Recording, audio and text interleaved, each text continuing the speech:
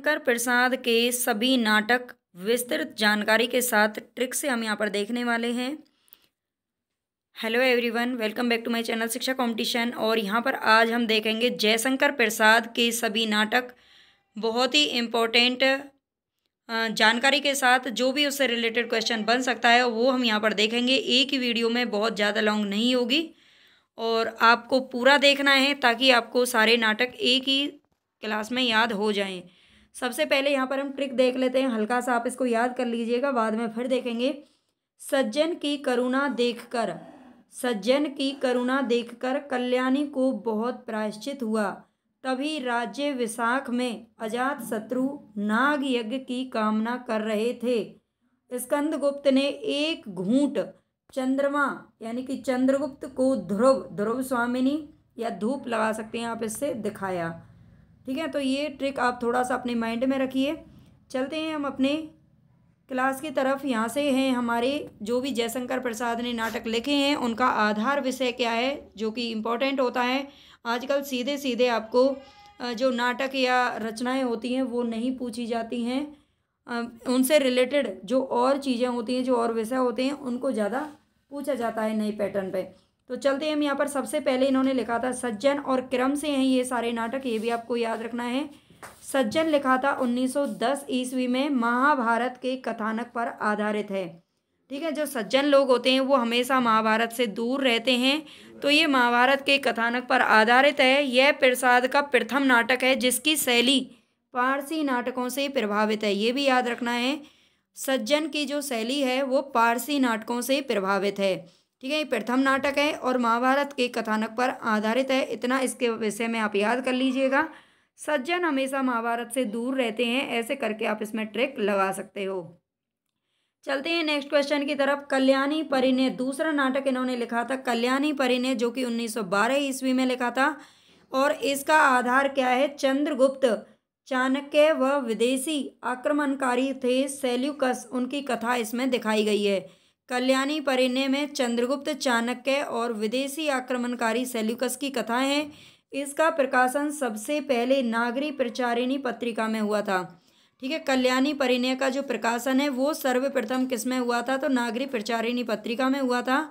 जयशंकर प्रसाद का चंद्रगुप्त नाटक कल्याणी परिणय का ही परिवर्धित और परिष्कृत रूप माना जाता है। इन्होंने एक चंद्रगुप्त नाटक लिखा था जो कि 1931 ईस्वी में आया था, और इसे कल्याणी परिणय का ही परिवर्धित और परिष्कृत रूप माना जाता है, क्योंकि चंद्रगुप्त नाटक में भी चाणक्य और जो नंद वंश का लास्ट का शासक था उसके बारे में कथा है जो दिखाई गई है।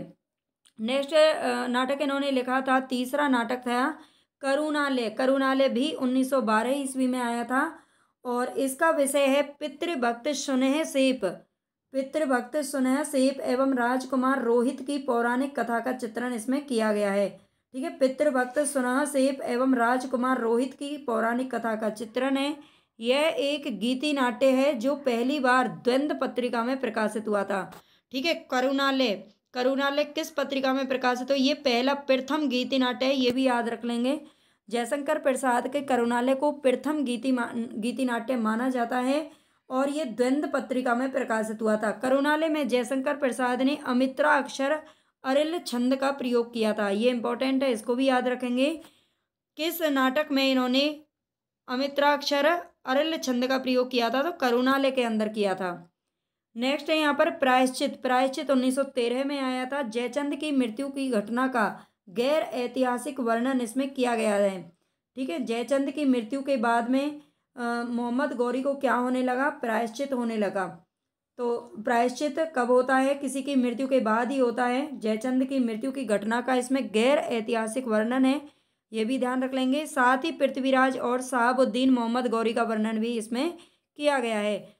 पांचवा इनका नाटक है राज्यश्री, 1915 ईस्वी में आया था। इसमें हर्ष चरित्र तथा चीनी यात्री हुए थे हेनसांग, उनकी कथा को आधार बनाकर लिखा गया है ये नाटक। ठीक है, हर्ष चरित्र हर्षवर्धन के काल में ही आए थे चीनी यात्री हेनसांग, और ये काफ़ी लंबे समय तक यहाँ पर रुके भी थे, भारत की यात्रा करने के लिए आए थे, और ये इसके आधार पर ही लिखा गया है राज्यश्री, जो कि 1915 ईस्वी में प्रकाशित हुआ था। विशाख नाटक है इनका, 1921 में आया था। विशाख नाटक है, 1921 में प्रकाशित हुआ था। कलहन की प्रसिद्ध कृति है रास तरंगिणी। एक क्वेश्चन आपका ये बन गया, रास तरंगिणी जो पुस्तक है वो किसकी है, तो कलहन की है।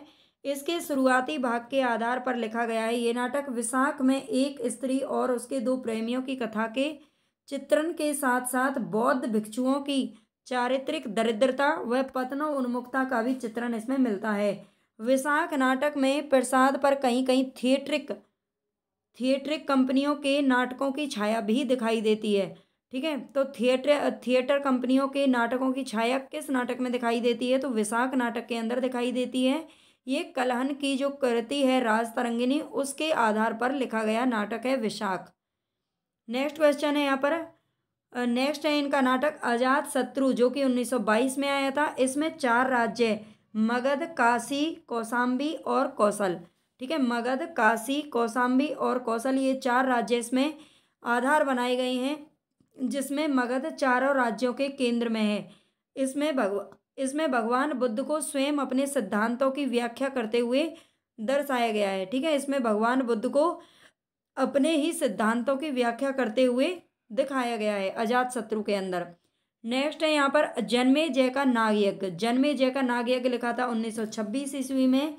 ये भी महाभारत की कथा पर आधारित है। जन्मेजय के सर्प यज्ञ तथा आर्य और नाग की परस्पर मित्रता का चित्रण इसमें किया गया है।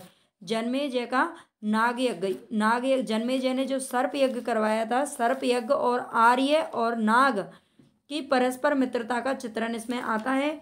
इसकी जो पृष्ठभूमि है वो 1926 ईस्वी के सांप्रदायिक दंगों पर आधारित है। जन्मेजय का नागयज्ञ किस पर दिखाया गया है, तो सांप्रदायिक दंगों पर आधारित नाटक है, जिसे जयशंकर प्रसाद ने आर्य अनार्य, मतलब जो आर्य हैं और जो आर्य नहीं हैं, उन दोनों के बीच के संघर्ष के माध्यम से चित्रित किया है। 9वां नाटक इन्होंने लिखा था कामना। कामना 1927 ईस्वी में आया था। कामना कब की थी जयशंकर प्रसाद ने, 1927 ईस्वी में। प्रसाद का सर्वप्रथम मौलिक नाटक है। ठीक है, इसका इंपॉर्टेंट है, यहाँ से याद रख लेना। कामना सबसे पहला मौलिक नाटक है किसका, जयशंकर प्रसाद का। बाकी के सारे किसी न किसी को आधार बना करके लिखे गए हैं, लेकिन ये इनका मौलिक नाटक है, जिसमें भावनाओं को पात्र के रूप में प्रस्तुत किया गया है। कामना नाटक प्रबोध चंद्रोदय की शैली को आधार बनाकर लिखा गया नाटक है।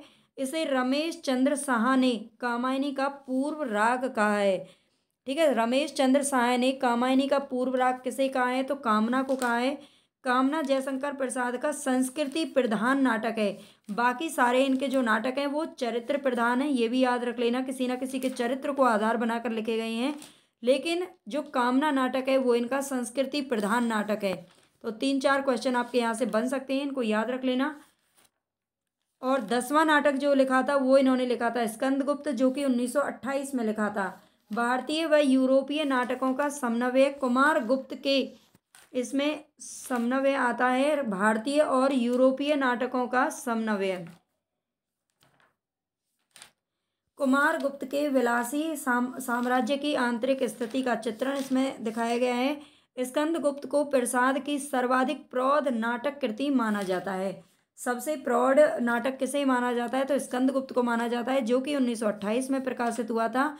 इसमें कुमार गुप्त के विलासी साम्राज्य की आंतरिक स्थिति का भी चित्रण किया गया है। एक घूंट इनकी एकांकी है, 1930 में आई थी। इसे प्रथम एकांकी माना जाता है। आनंदवादी दर्शन का व्यवहारिक रूप इसमें दिखाया गया है। आगे इनका नाटक है चंद्रगुप्त। 1931 में आया था। चंद्रगुप्त तथा चाणक्य का अत्याचारी नंद तथा विदेशी यूनानियों से संघर्ष का चित्रण इसमें दिखाया गया है। चंद्रगुप्त प्रसाद की नाट्य रचना का शिखर बिंदु है, ये भी ध्यान रखना है। इनकी नाट्य रचना का शिखर बिंदु कौन सा नाटक है, तो ये चंद्रगुप्त है। प्रौढ़ नाट्य कृति है स्कंदगुप्त। इसका प्रकाशन 1933 ईस्वी में हुआ था और इसे जो प्रकाशित किया गया था अभिनव चंद्रगुप्त के नाम से प्रकाशित किया गया था। और ये कल्याणी परिणय जो अभी हमने ऊपर पढ़ा था, कल्याणी परिणय का क्या है, परिष्कृत रूप माना जाता है। उसमें भी नंद, चाणक्य और चंद्रगुप्त की कथा को दिखाया गया है। इनका नेक्स्ट नाटक है सबसे लास्ट वाला ध्रुव स्वामिनी, लिखा था 1933 में। गुप्त वंश की स्त्री पुनर्विवाह वाली ऐतिहासिक घटना के आधार पर लिखा गया नाटक है। स्त्री चरित्र के सशक्तिकरण पर बल इसमें दिया गया है। अब चलते हैं अपनी ट्रिक की तरफ। ट्रिक क्या कहती है? सज्जन की करुणा देखकर। देखो सज्जन, ठीक है, सबसे पहला नाटक है जो कि 1910 ईस्वी में आया था। करुणा, सज्जन की जब करुणा किसने देखी? कल्याणी ने देखी, तो उसे अपने किए पर बहुत ही पश्चाताप हुआ, यानी कि प्रायश्चित हुआ। तभी राज्य, उसी वक्त जब वो प्रायश्चित कर रही थी, उसी वक्त एक राज्य है, राज्यश्री विशाख, यानी कि विशाख जो नाटक है, ठीक है, विशाख राज्य है, विशाख का विशाख नाम से, उसमें अजात शत्रु वहाँ का राजा है। ठीक है, अजात शत्रु कौन है? विशाख राज्य का राजा है अजात शत्रु, और वह नाग यज्ञ की कामना कर रहा है। उसे नाग यज्ञ करवाना है, वो सोच रहा है कि मैं नाग यज्ञ करवा दूं अपने राज्य की शांति के लिए, है ना। तो स्कंदगुप्त ने एक घूंट चंद्रमा को ध्रुव, ध्रुव यानी कि धूप से आप लगा सकते हैं, ध्रुव दिखाए। ठीक है, तो स्कंदगुप्त ने एक घूंट चंद्रमा को क्या दिखाए? ध्रुव दिखाए। तो इस तरह से आप ट्रिक बना करके याद कर सकते हैं, ताकि लंबे समय तक आपको चीज़ें याद रह सकें।